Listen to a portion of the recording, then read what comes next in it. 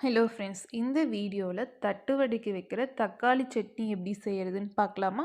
அதுக்கு தேவையானது தக்காளி, சின்ன வெங்காயம், புதினா, பூண்டு இதை நம்ம எடுத்துக்கிறோம்.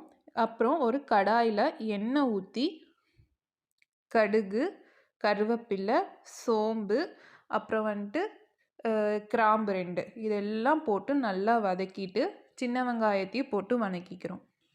இதெல்லாம் நல்லா வதங்கினதுக்கப்புறம் தக்காளியும் போட்டு வதக்கிட்டு நம்ம எடுத்து வச்சிருக்கிற ஒரு கைப்பிடி அளவு புதினாவையும் போட்டு வதக்கிக்கிறோம். இதெல்லாம் நல்லா வதங்கினதுக்கப்புறம் நல்லா ஆற விட்டு கொஞ்சமாக புளி போட்டு நல்ல ஒரு சட்னி பதத்தில் நம்ம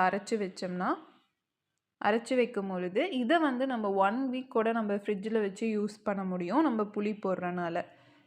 உங்கள் தேவையான அளவுக்கு நீங்கள் உப்பு போட்டு வச்சுக்கலாம். தேங்க்யூ. இந்த மாதிரி செஞ்சு பாருங்கள். தேங்க்யூ. நம்மளோட நெக்ஸ்ட் வீடியோவில் தட்டு வடை செட்டு எப்படி போடுறதுன்னு